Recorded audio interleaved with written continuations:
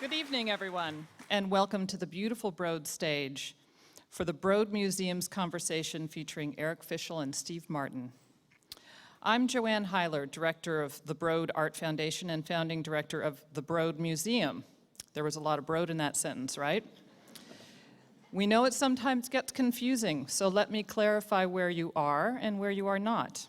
If you're here for the Broad Art Center, you're a couple miles too far west. That's at UCLA. If you thought you were visiting my institution, the Broad Museum, you're about a year too early. Here to complain about roads and traffic, you will have to gather tomorrow morning on the Eli and Edith Broad Plaza in front of the Tom Main-designed Caltrans building downtown. Broad Stem Cell Research Center, anyone? Also at UCLA? Unless you mean the one at USC? Or the biological labs at Caltech, in which case you are really lost. And if you think you are in the Broad Graduate Student Artist Studios at CalArts, well, you're probably stoned.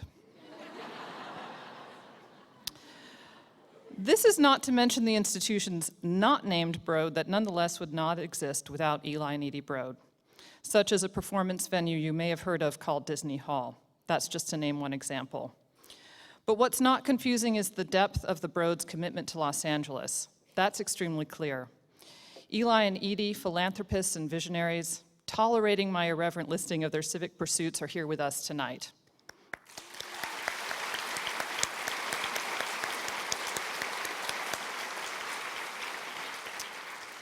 This talk series, The Unprivate Collection, is our way of sharing our future museum's collection with you before we open, through conversations with the artists whose innovative work has had an impact on the Broad's collecting and their perception of what matters in art.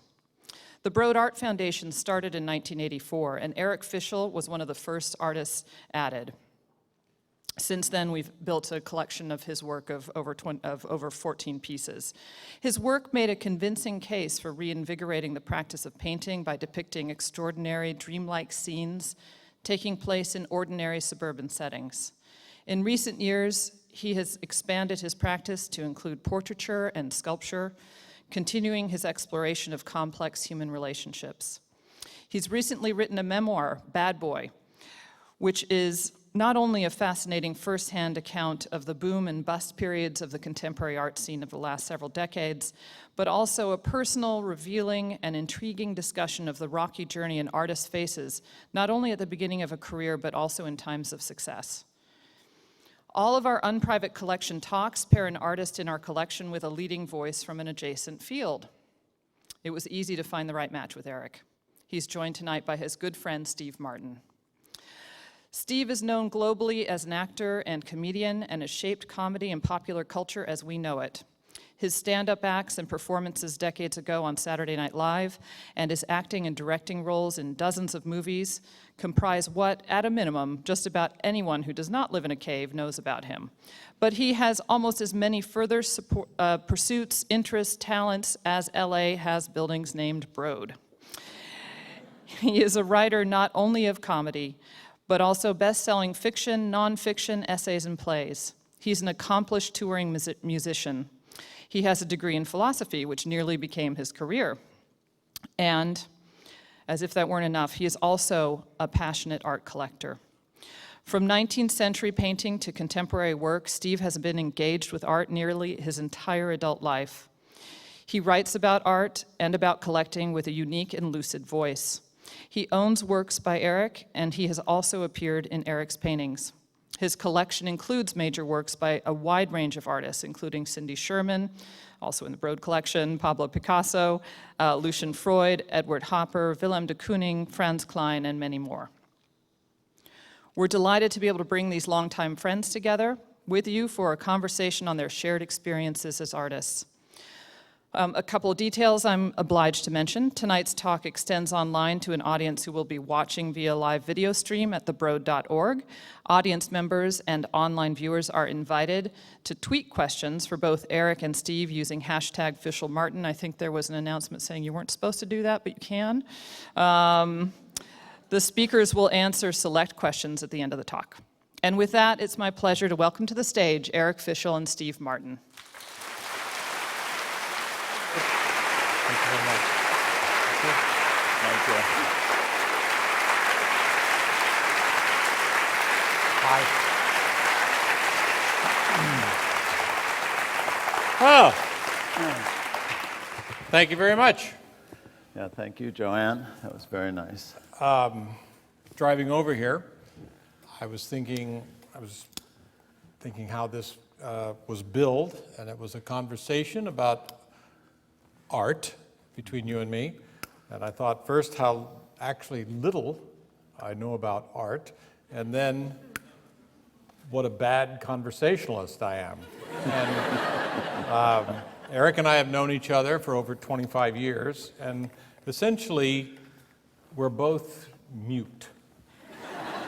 And Eric has a wonderful wife named April, who's also a painter, and she's very gregarious and charming, and she's essentially served as our interpreter over the 25 years. And when I would say, she would say, he means that art is a wonderful medium for, and then when Eric would go, she would say, Eric agrees with you, except that the point you made, and that's essentially how we've communicated over these 25 years. But we've had a long relationship, actually discussing art, and every once in a while, every year, we'd meet on vacation and have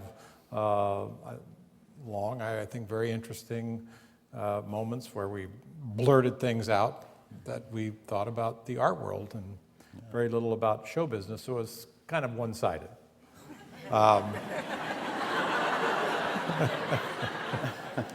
As it is tonight.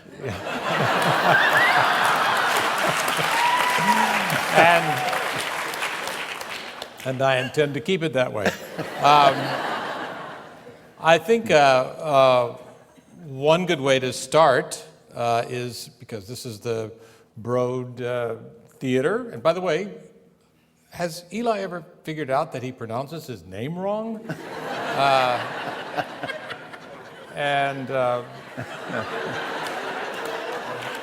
Doesn't Edie tell him?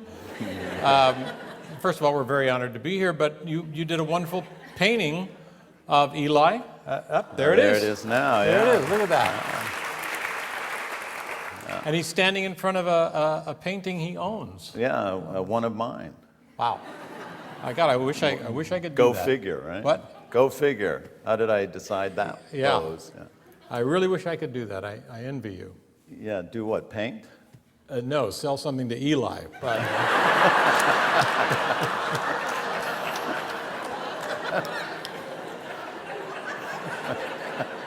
tell us a little bit about. Can you want to talk about this, or?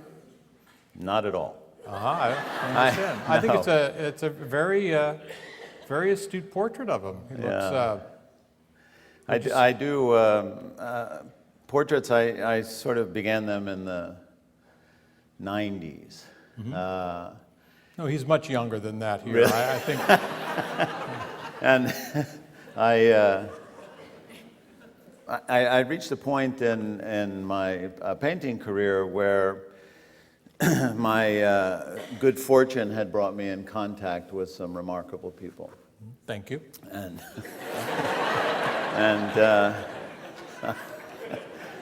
this is 25 years. And I thought, I want to remember that. That is to say, I want to share a memory of that, a public memory, because I think it's one thing that painting does better than other mediums is to sort of monumentalize people in portraiture.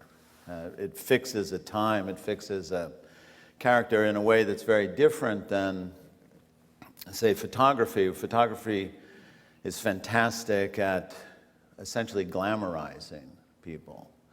And painting, what I think is fantastic about it is that it captures people, but it also captures the artist capturing the people. So what you see in a painted portrait is a relationship. And I think that's it was a way for me to say, I was here and I was here with these people, and they are amazing people who've done amazing things, and I feel blessed about it and stuff, so I wanted to do that. So you were painting your circle. Yeah, more or less. So I summarized it really, really well. Now, but we were talking earlier about the different subjects you've painted. And I think we left out one now that I think about it. You've painted models. You've painted actors, which is a whole other category.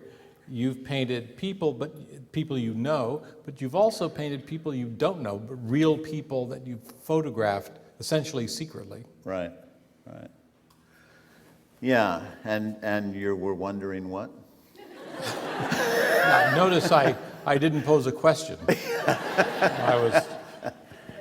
I just wonder how you approach a real person, like for example, I know sometimes you take commissioned portraits, yeah. and sometimes you just do a portrait spontaneously without any kind of preconception that that person might buy it or not buy it. You do it without any intent of them buying it. We could show the Joan and John portrait, for example. Wow, There that it was is. fast. Who did Yeah, that so that's cleverly? way fast. That's Joan Didion and Yeah, John Joan Gregory Didion Dunn. and John Gregory Dunn. Now, which one is which? Now, I'm not.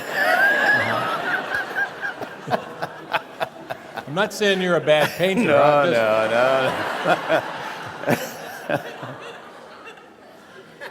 Now, are they in front of a blank canvas? They are actually, yeah. A painting of people to be painted in front of the blank canvas that they're going to be painted on, yeah. But that's not the most interesting part of the painting. I was, painting these heroes of mine. Joan Didion was somebody who absolutely, informed my life, and so it was, great to get a chance to do that. I painted their portrait, and then they came to see it. And John was like, they both liked it, but John was like really enthusiastic about it. And he was talking about how I captured his big chest, his robust Irish chest, and he was like really prancing around my studio, sort of talking about that.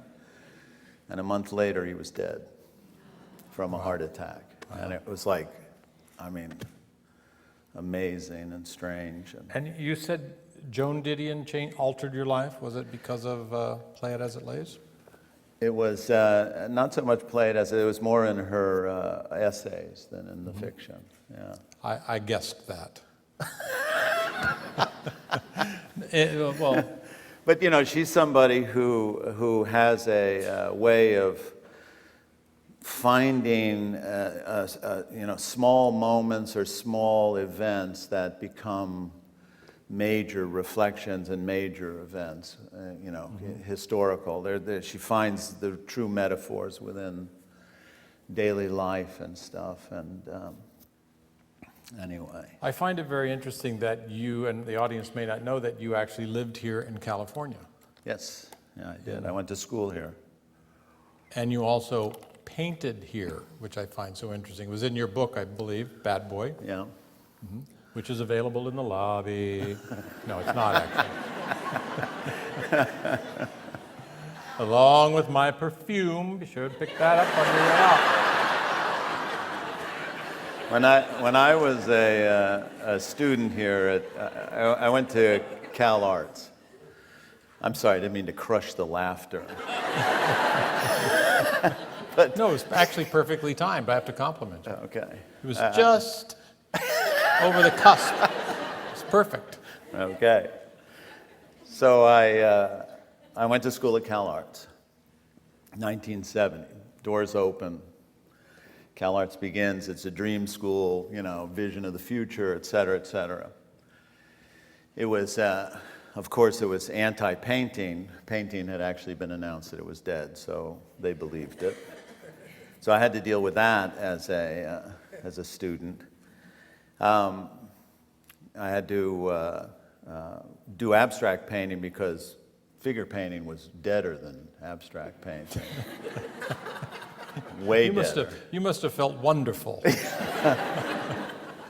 Actually, What in a doesn't way, I kill think you. that would be very encouraging in a way. Yeah. You just say, I'll show them. Yeah, no, it certainly spurred me to find a way of making that not true. But the thing is that CalArts was also absolutely focused on New York and focused on the mainstream and this sort of linear narrative of modernism and stuff like that. And it was drilled into our heads that LA artists were totally provincial and that we should ignore any influence from them whatsoever. They gave Irwin a little bit of slack in that regard, maybe Larry Bell, but everybody else, that whole light and space thing was, a cliche or just provincial. And how did they regard Ed Ruscha? Do you remember? They gave him a pass, but mostly for the photography. And but the thing was that Baldessari was teaching at the school too, and they didn't see him as influential as he ultimately was. And actually, that's the point I'm making, is that if you go into a New York gallery now, the influence of Southern California art on young artists is enormous. And that whole thing of experimentation with industrial materials and with, the humor, the mix of photography and painting and object making, all those things that were very much the language that was here in the 70s, 60s. It was something that has this blossomed in New York. So go figure that. So how do you, I know this is really becoming a lot about you, and I'm sitting over here, but Could you put Steve's portrait up, please? oh, no, don't do that. Oh.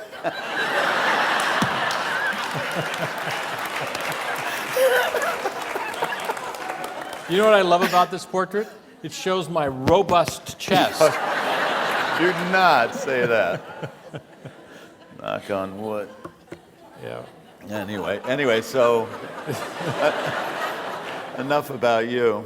Yeah. This was done in, I'm standing in St. Bart's where we vacation. Yeah. Until the paparazzi ruined our lives there. Yeah. But it was such a happy time for us. And yet you blackened my eyes with, which shows the true me. Yeah, the mystery man behind the smile. Yeah. That's true. And it's gigantic, this portrait. Yeah, larger than life, Yeah. as you are. No, the portrait is larger than life. I'm smaller than life. That's what you managed to capture. So I'm just curious, just on how do you approach the sort of model, the actor, And the human from a distance? Mm-hmm. Like there's other like I'm trying to find an example of here's a person that you don't. I Right. assume you just made up. Let's try Untitled 1982. Right. These are people I assume you just made up, or at least I'm hoping.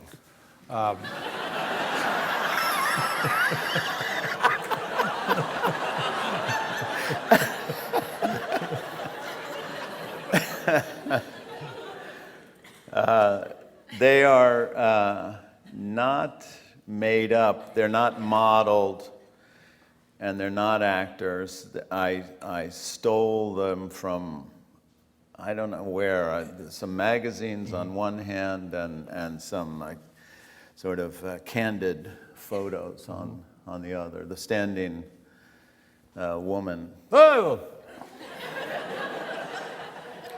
That makes no sense. Yeah.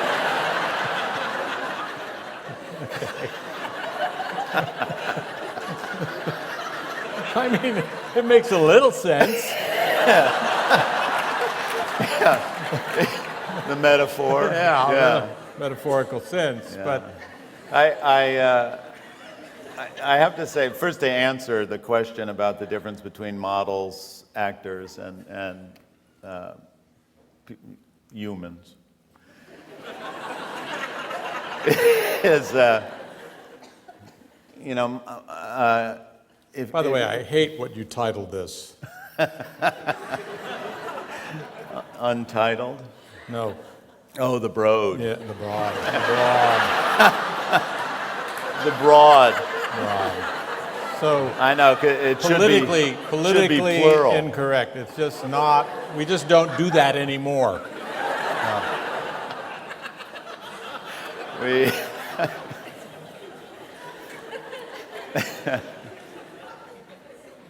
the hardest thing about painting televisions in a Which painting was my next question.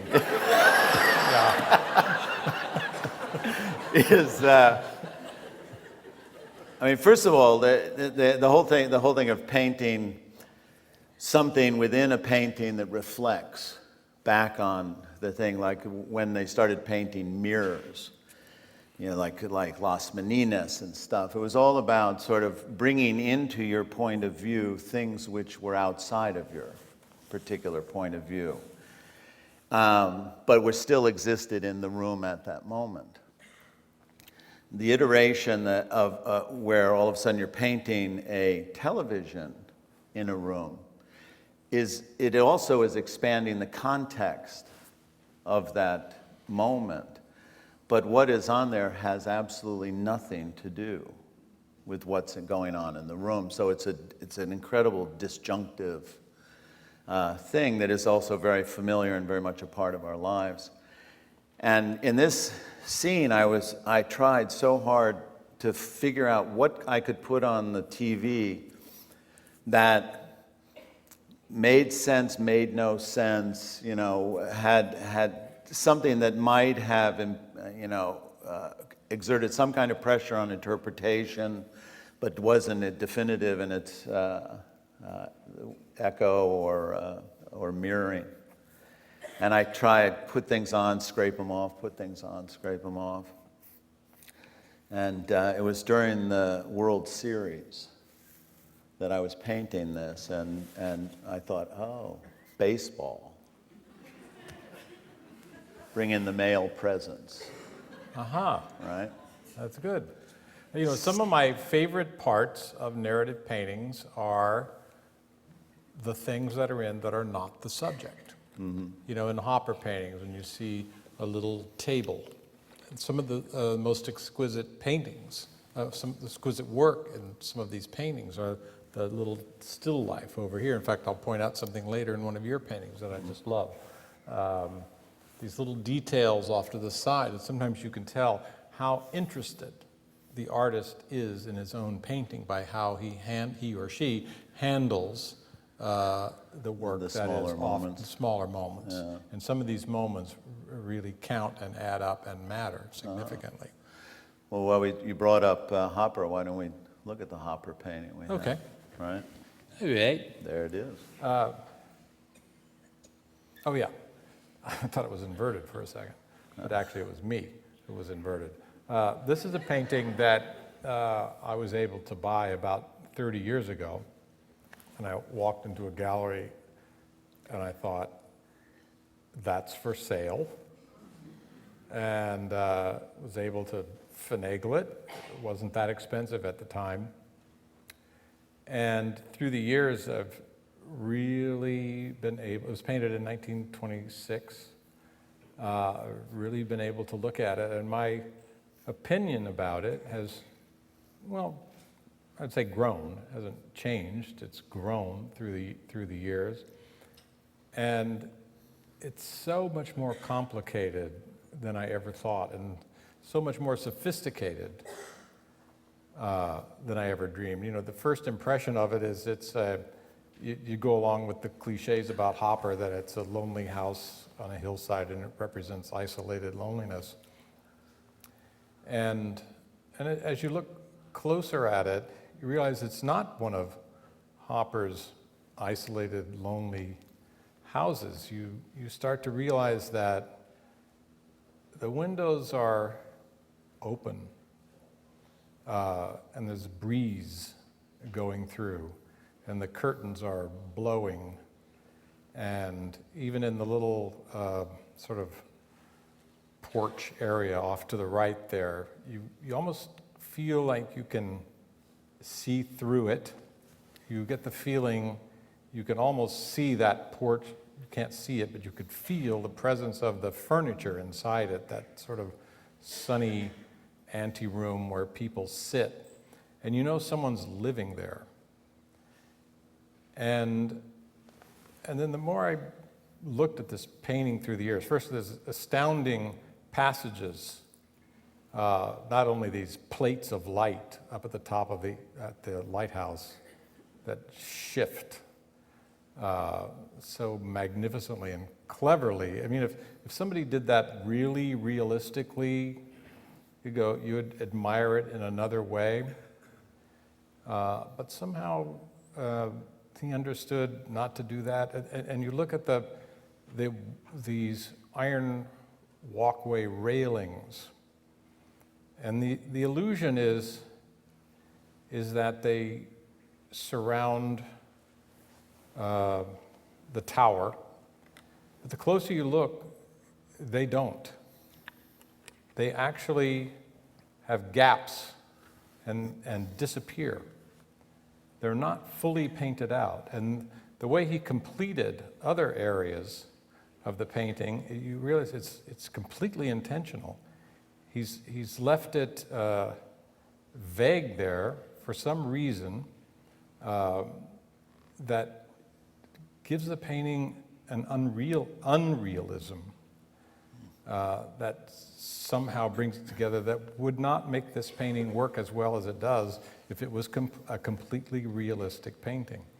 And then another thing I felt about this picture is, when you first look at it, it feels like it's all white. You feel the house is all white. And then you start to learn about the gradations of white and gray, and some of those, the walls of the house are really essentially dark. And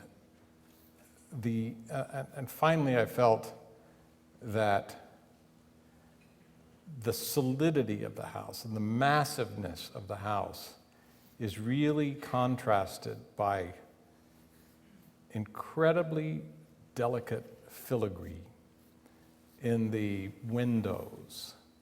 And even the window, I don't even know how to describe, almost dead center on the side of the house. It's so delicately indicated.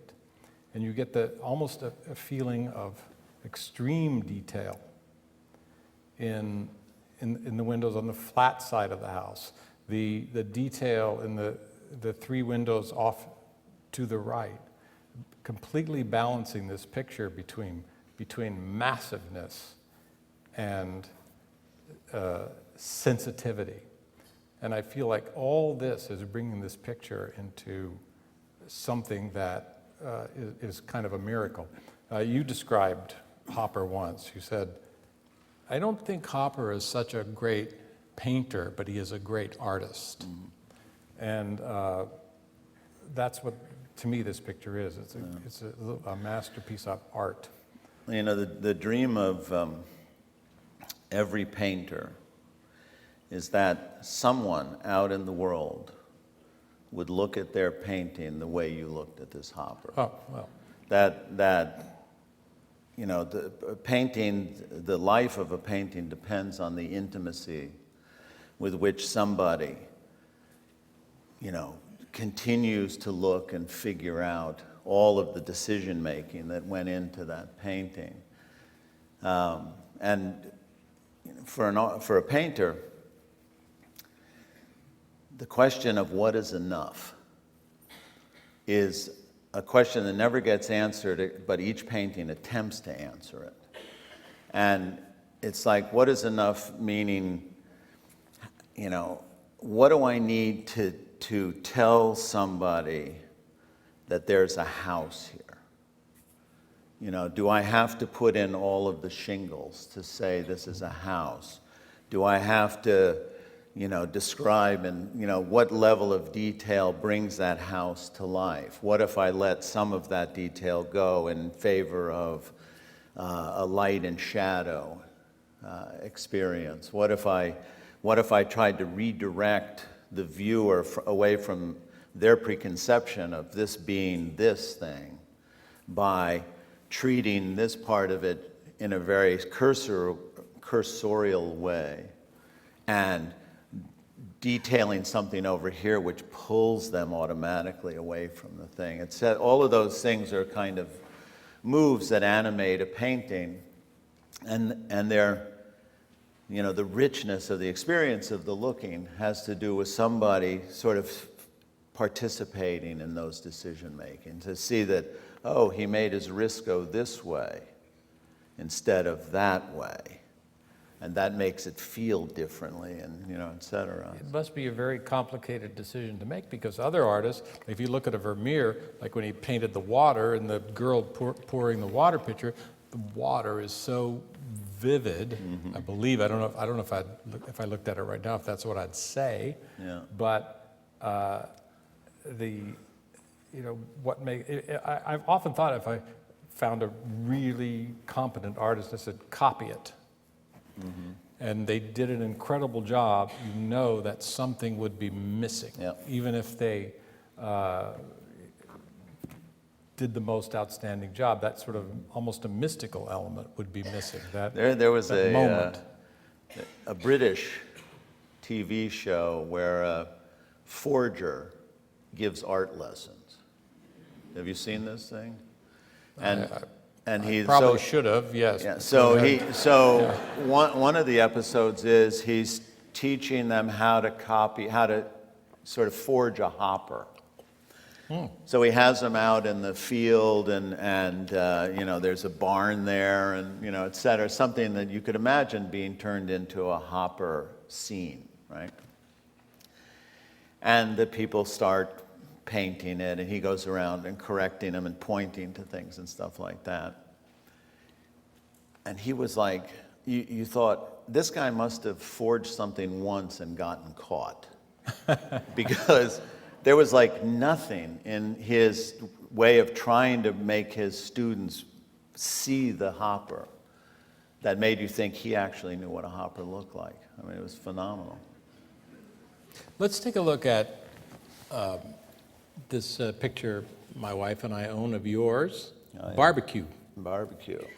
Now, this is about 1981, isn't it? I believe it is. Yes. Yeah.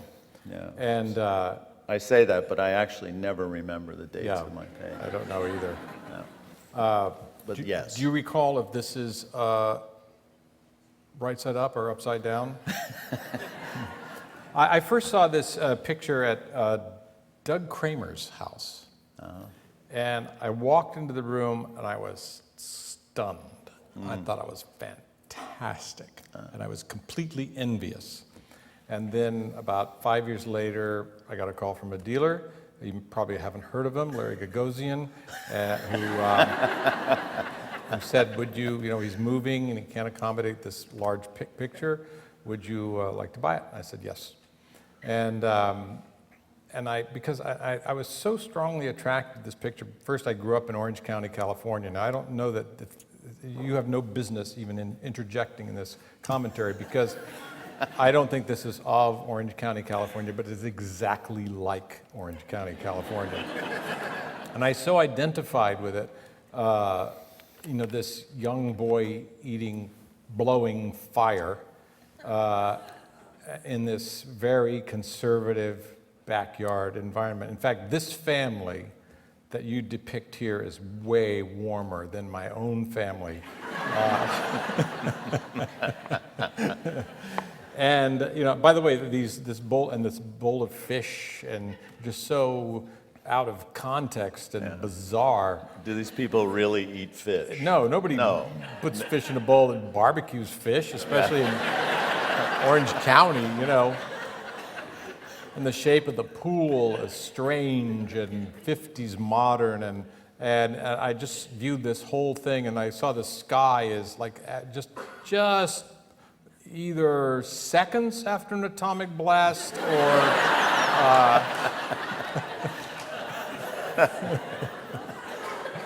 and somehow that felt like home. Yes. And then the weird grin on Dad's face. Yeah, I'm going to kill you. And poor Dad's fire's going out. So. Pardon me? Yeah. Dad's yeah, fire's yeah. going out. And and then this dynamic fist of the kid to get out. And I saw this is why you can't interject, because I know none of this is true. That's not inherent in the painting. It's just what I saw. And then this bowl of fish, I somehow related maybe to a Christian symbol, maybe. But I just liked, and like I'm talking about the bowl of fish as being this strange detail in a picture. And also I love the in the background of the house with this beautifully painted plate glass that's reflecting, whatever it's reflecting, the houses and fences and bushes in the distance, and you can see these strange 50s or 60s sofas and interior. I just totally love this painting, and I still love it. As I was saying, it's like the artist, the painter, looks for somebody to look at their work intimately, and I'm really hoping someday that happens for me.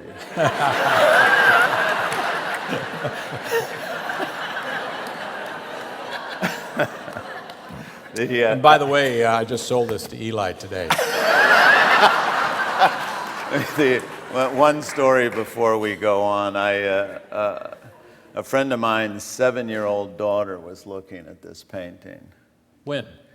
When it was shown at Skarstead last year. Oh, okay. Right? Mm-hmm.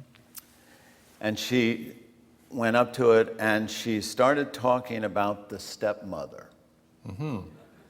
And her father said, why do you think that's a stepmother? Which she couldn't explain, but she was absolutely convinced that this was the girl's stepmother in there. Speaking of interpretations.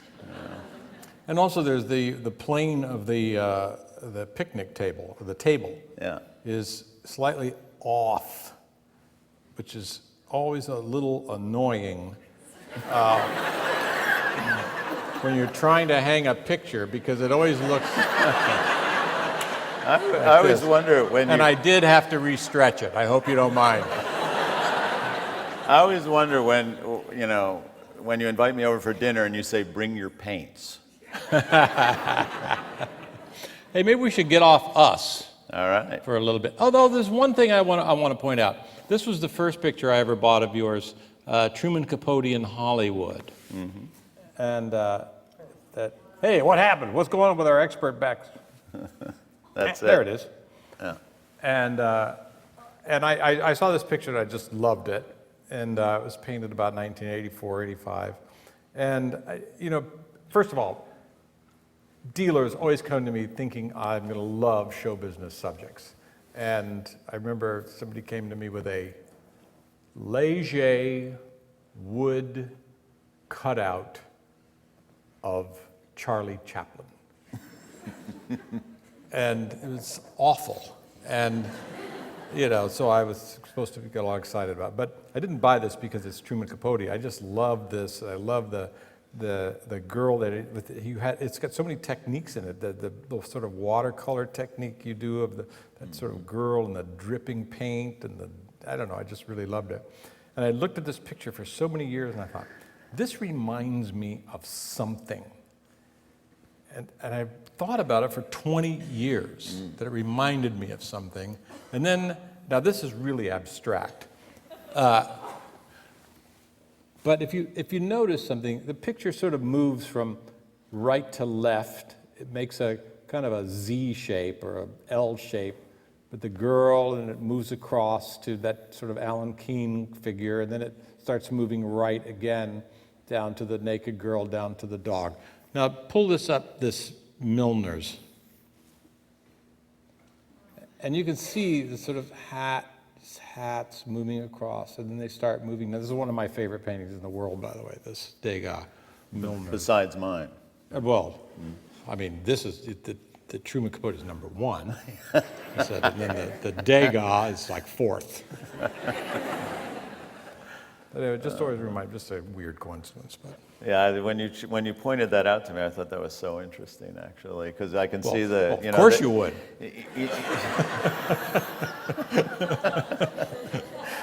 Yeah, but there's so much embedded knowledge, historical knowledge, just from seeing art for so long and stuff.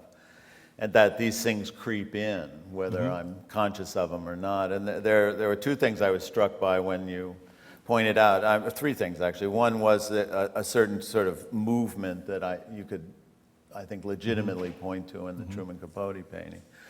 Two was that my painting focuses on a hat, the Truman Capote hat. And the third is that the hairdo of the woman in the foreground is like, a total French 19th century kind of hairdo. And I think it was because I might have copied her from a 19th century photograph. But, and what do you think? Do you think she's riding that dog? I never noticed that, but now that's what I'm going to see. I could never figure it out. I mean, in painting, you're allowed to play with space, and you can collapse space in certain ways, and so there's that. There's a rationale for it, but is she kneeling down next to the dog? Is she standing? Are they walking? How tall is the dog? She might be riding it. I never saw that. And I just saw kept her thinking, walking. Yeah. It just for me, it created or amplified the strangeness of that moment. Hey, let's look at, first let's get a new subject. Hey, why don't we just spend 5 minutes on Lauren Harris? Yes, yeah. I don't know where we at in our conversation. We don't want to go on too long. Do we have to go on longer? No, we only have really a few more minutes. You're supposed to be looking over there. I am see. looking. They've been signaling me. They're going like this. They've been doing this, but I have no idea what that means. Well, all right, so we have like 5 minutes, more or less? I don't know, though. They haven't given me any signal at all. All right, so for those... I see. There's no light on it. So I never saw a light. We got 5. It's in the dark. We have 5 minutes. That's starting now, right? Even though it's been there for 5 minutes. Yeah, I don't know. So, for those of you who don't know, Steve, among all his interests and talents and stuff like that, is curating a show for the Hammer. Yes. And on this... That's enough about that. Canadian... Oh my God, it's up already. On this great Canadian painter, Lauren Harris, that is Well, not let me so explain how well-known. this happened. First of all, I would never in my life presume to curate an art show. I do not consider myself a scholar, and I don't want the trouble. I don't want the criticism. I don't want to have to even think about it. However, I have been in love with this Canadian artist named Lauren Harris, who painted in the 19-teens, 20s, and 30s, and on actually into the 70s. But for many years. And through the years, I collected a couple of his works and have a couple hanging in our house. And Anne Philbin, the director of the Hammer, came over to dinner one night and saw a little one. There's some are small, some are huge. Saw one at our house, and she said, "What's that?" And I said, "That's Lauren Harris." I said, "Have you heard of him?" "No." "Well, either has anyone else in America," I said. "And he's Canada's greatest painter." And she said, "Oh." Then a couple of months later, Anne Philbin went to Canada, to the Art Gallery of Ontario, where they have a massive collection, and said, "Oh, there's some more." Okay. And I was going to call for it, but anyway, and saw more and said, "This is very interesting. We have a tradition of having people outside, their field curating, like Robert Gober curated Charles Birchfield." Mm-hmm. And I said, "Well, I'll tell you something. Would you be interested in curating? Because I happen to know enough about Lauren Harris to do a very mediocre job. But here's the thing, Lauren Harris is already curated.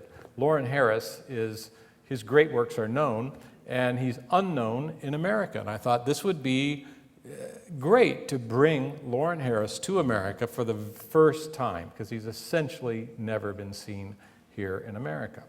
And don't go to the next picture. Don't go to the next slide, because I'm going to say something about it. So Lauren Harris actually lived in America for a while, lived in Santa Fe. I think he lived in Boston for a while. And he believed in theosophy. So if you look at these paintings, they can be very, to me they have a mystical element or a theosophical element. And then after 1935 or 40 or so, he decided, at this point he believed he was painting mountains. And after 1940, he thought, I think I'll become more abstract and become more theosophical. So do you have the next slide, the abstract? So now he thinks he's painting theosophical or mystical, and he becomes terrible. And his previous paintings, where he didn't think he was being mystical, he was very mystical. And then the moment he tried to externalize it, I thought he kind of lost it. So don't do that. Don't, well, screw abstraction anyway. Yeah. Right? But these were painted mostly in Santa Fe. I'd like to, are you done? No, but I think you are.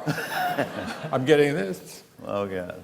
I was thinking maybe we could go to the Banjo. Oh, yes, let's do that. Yes, let's do it. Banjo Award.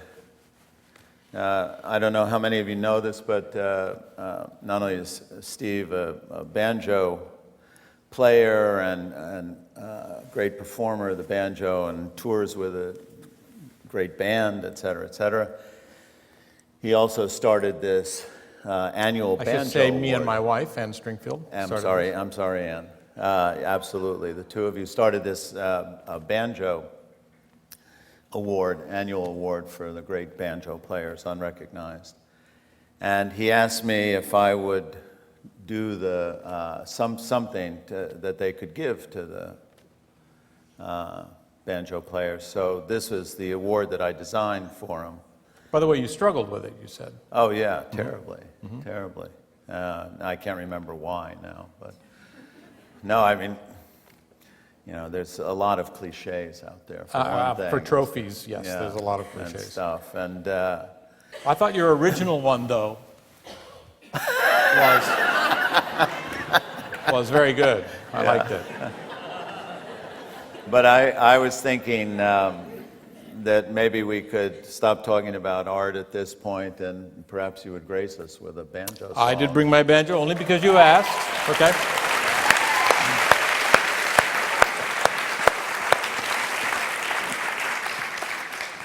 And then we're going to open up for questions just for a little bit, because people actually do go insane with their questions, and I find maybe 10 minutes tops is really good, and I know it gets late. Most people think of the banjo as lickety-split, so I'm going to play something a little bit quieter. And usually those very fast tunes sound best with the band. And there's two styles of playing. One is three-finger style with picks, and that's, you know, that real fast. And this is what we call clawhammer style.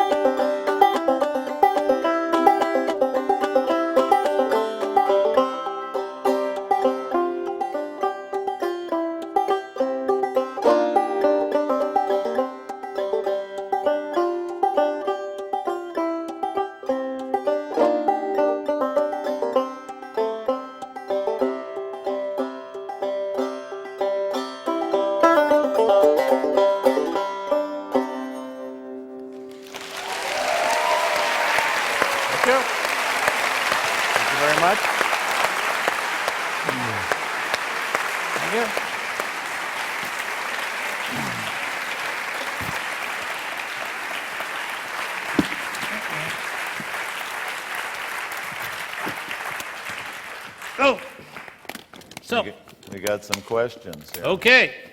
And these came over the, I don't know if you've heard of it, the internet. Why do they all say questions for Steve? Do they? Sorry, I'm having trouble getting this back in the case. It's so complicated, my life.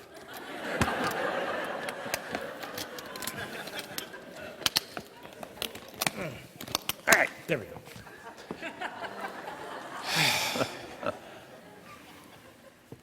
Oh, this question's for Eric here, too. Really? Got a pen? I'm going to cross them out.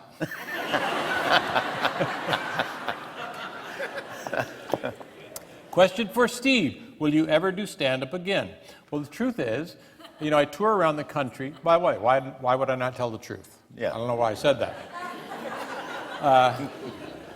I do travel around the country with a band and with Edie Brickell, and we do a music show, but there's a lot of comedy in it, and I do a form of stand-up in it, doing funny intros and things like that, but I would never do an hour or hour and a half of stand-up ever again. But there is a lot of comedy in the show I'm doing. I'm so out of breath from putting the banjo back. Remind me never to ask you to play it again. Yeah. Just, I should have asked you to put the banjo back in the case. Here's a question for Eric. Toady boy. What? Oh, toady boy. What interest do you still have in September 11, and what are you thinking and doing about it, if at If all? anything. Yeah.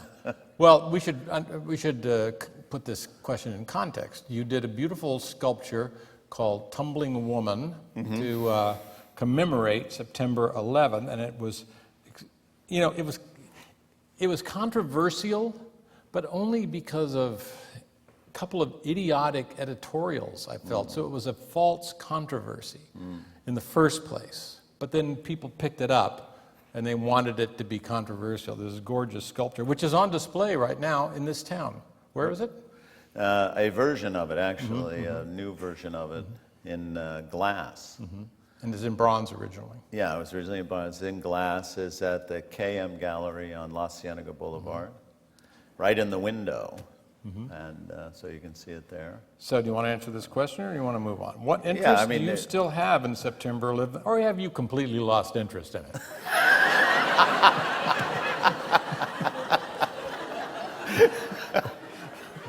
And what are you thinking and doing about it? Nothing?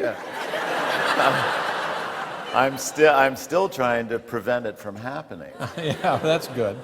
But to be more serious about it, because of course it's the most serious event that we've suffered in many years, and it highlighted a lot of things for me. One was that America has an issue with the body.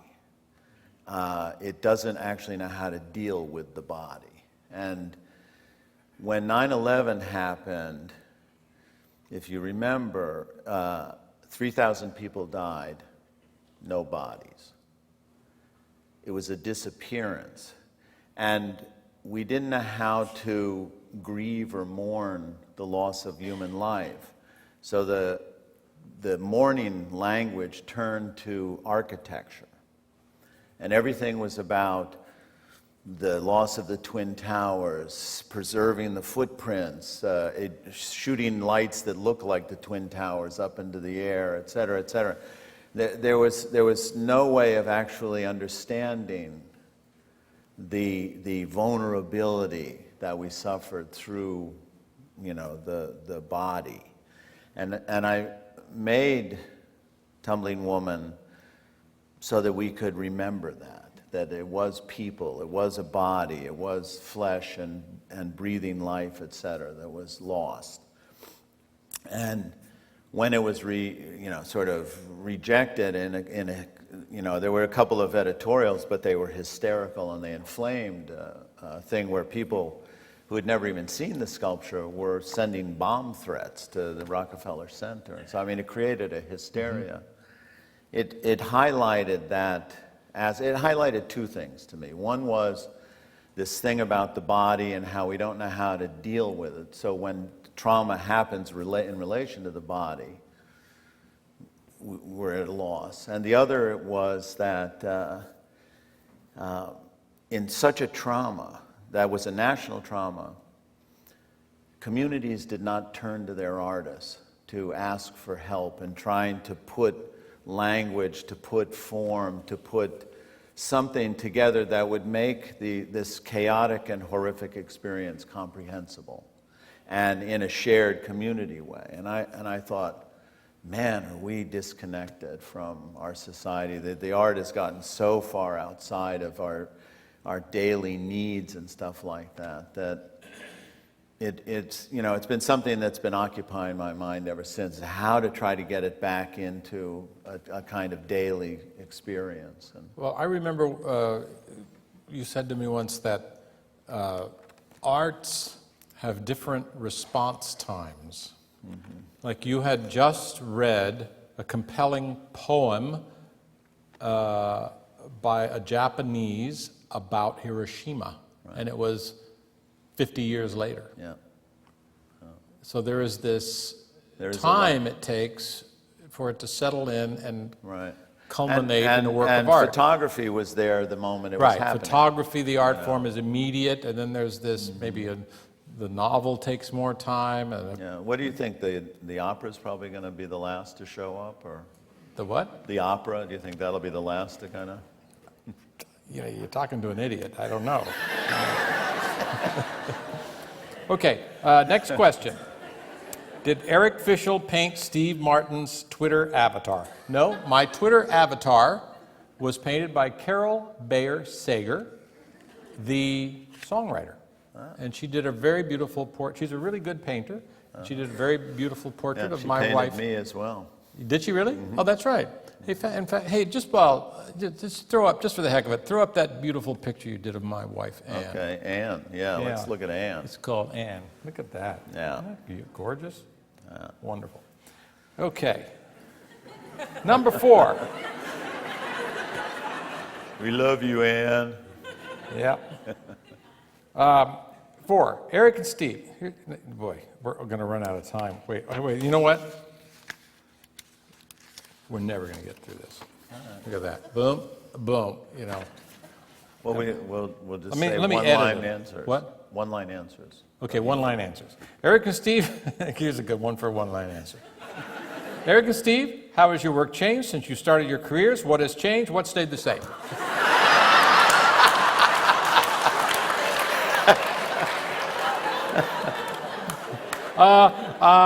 My career has changed quite a bit, and not much has changed. Not much stays the same. Eric, how about you? Yes, still plugging away. Okay, good. Steve, how has your collecting changed, evolved since you started collecting? Do your other interests like music and writing influence your collecting? Collecting, no. And my collecting has changed quite a bit. I'm very eclectic. I move at things and blah. 6, can you both talk about humor in art? Eric, do you ever find your paintings funny? I think many of them are very funny, yes. Mm-hmm. I find... And lately... Sorry, you're done.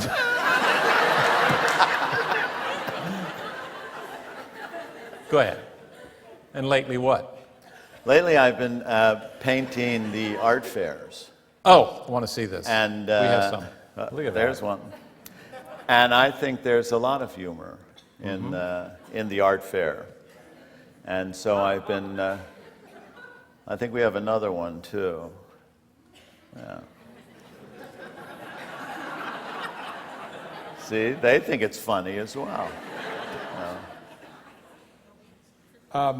I think that humor in art is actually the next frontier of humor.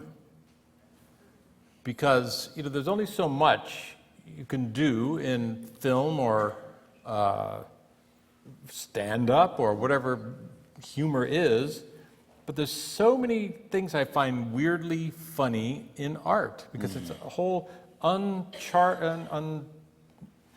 unmined territory. Like I talked about it in my book, Object of Beauty. Like Tom Friedman did a self-portrait that he carved on an aspirin. There's something funny about that. But it's not a joke. It's not a punchline. It's not a thing you can take on stage in Vegas. Yeah. It's just something. It's a new form of humor. Right. There's something strange and funny about it. Steve, do you ever feel uncomfortable about being a subject of Eric's paintings? No, I feel flattered that I'm even, in the neighborhood to be the subject of a great artist's paintings. What is something you know now that you wish you knew when you were getting started in your careers? Something I knew now. Let me answer while you're thinking. Thanks. One, mainly that I would still be around. If I knew that, I would have been so relaxed.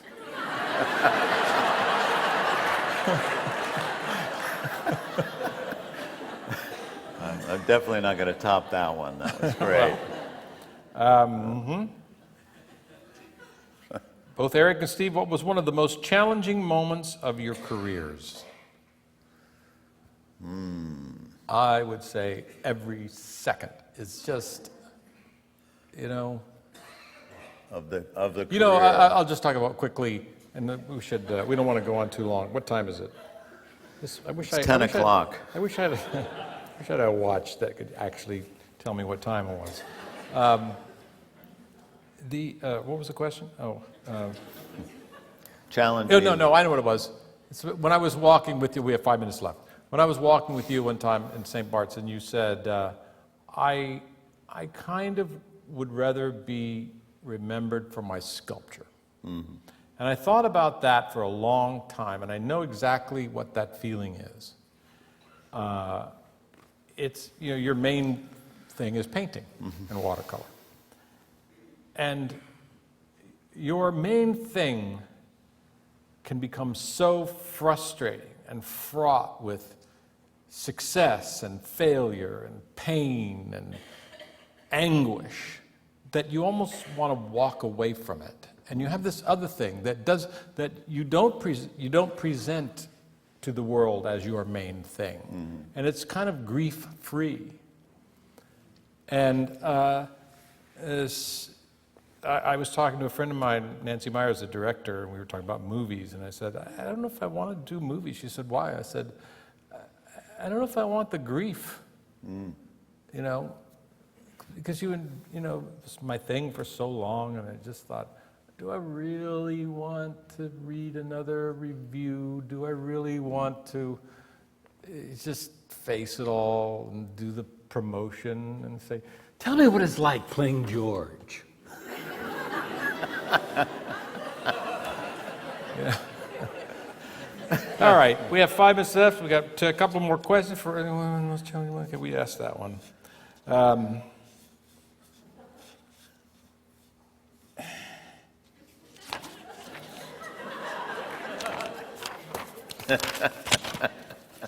One last question. Do you think the LA? This I don't know. Do you think and you wouldn't know it either? That's a perfect question to end on then. Yeah, you're not going to know this. All right, I'm not going to answer it then. Okay, do you think the LA art world is changing? If so, how, why? Yeah. By the way, I do think it's changing quite a bit. It's massively changing. How? Galleries, significant galleries are springing up, and there's a lot of activity, and there's a lot of artists are being really paid attention to here, and a lot of activity and a lot of focus on Los Angeles. Yeah, if I hear that now they have they'll have theaters where they'll have an artist and a comedian they'll come and they will talk. That is so LA. Yeah. And on that,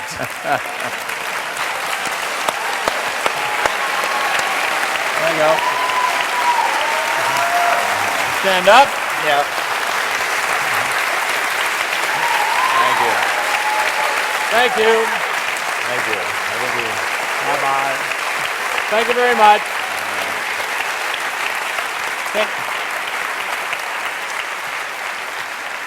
Bye-bye. Thank you.